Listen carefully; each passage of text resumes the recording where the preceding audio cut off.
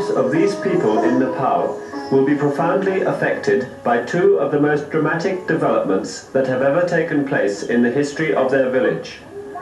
A piped water supply is now nearing completion, bringing clean and abundant water within easy reach of their homes. And, for the first time ever, latrines are being constructed in the village by the people themselves.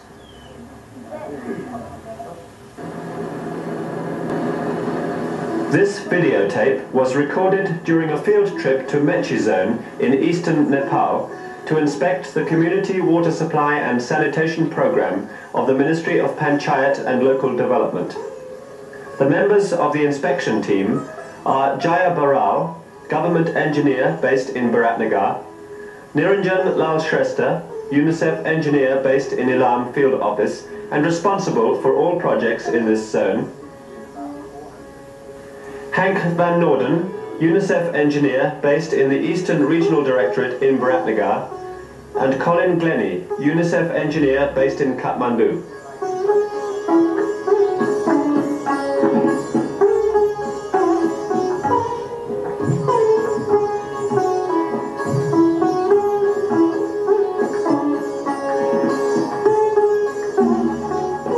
One of the biggest constraints to development programs in the hills of Nepal is that vital supervision and inspection can only be done on foot, often requiring several weeks to visit projects which in other countries would take a few days.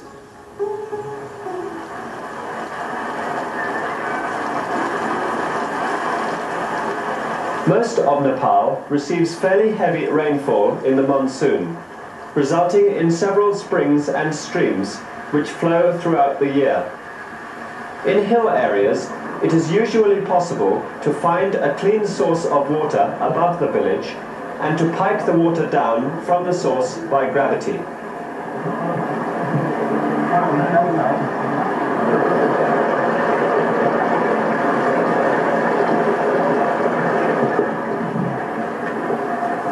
As you can see from this diagram, gravity flow systems are technically simple. But experience has shown that they still require good design, careful construction, and attention to detail.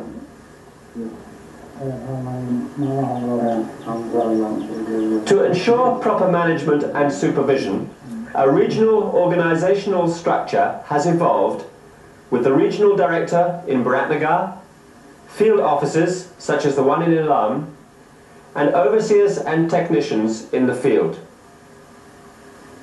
In its early years, the program was inexperienced and tried to expand too quickly, which led to many problems. This intake is completely open to pollution, and there is very little water reaching the reservoir tank. Nobody knows how to unblock the outlet pipe.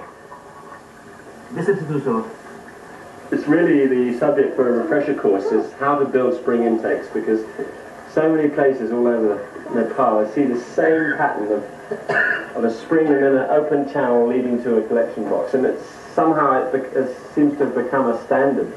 When all the standard designs actually show something else. Far worse than the 10-11 projects I've seen over the last month or so. Without proper supervision, pipes are not buried deep enough and may be cut. Badly constructed systems make the problems of maintenance and repair unmanageable.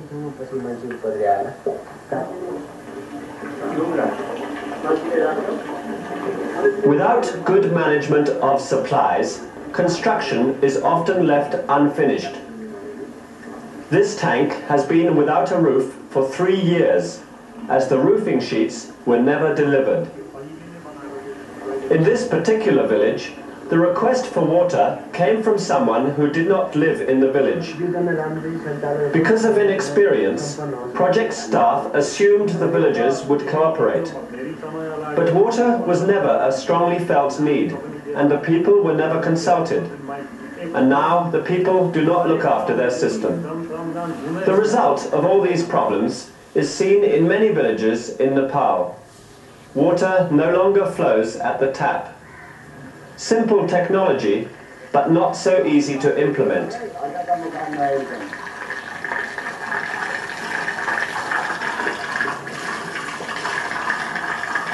In recent years, however, the program has learnt the lessons of earlier mistakes, and there is now a much better understanding of the many complex factors that make a village water system successful.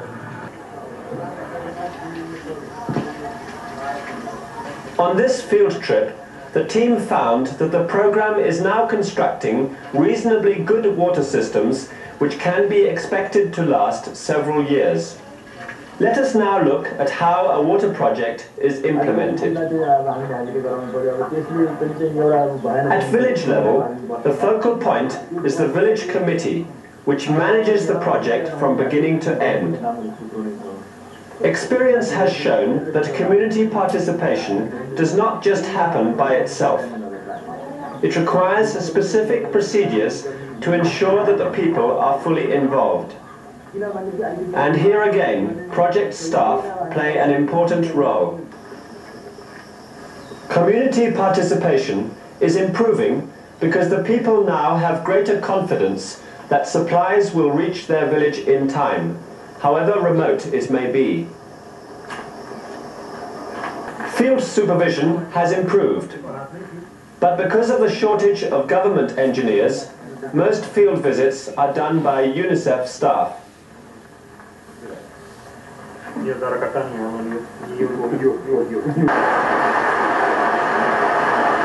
Intakes are usually difficult to construct, but this one was well designed by an experienced engineer, and construction quality was assured by the supervision of the overseer.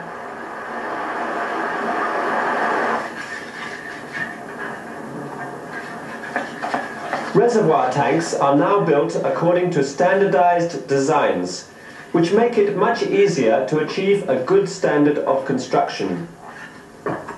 Smaller tanks are built in stone masonry with cement mortar, a form of construction familiar to local artisans. Larger tanks are built of ferro cement, which is cheaper, utilizes less materials, and is quicker to build. But ferro cement construction is only possible with good supervision by experienced overseers and technicians. Another improvement is the fencing of completed intakes and tanks with barbed wire to reduce unauthorized access and pollution.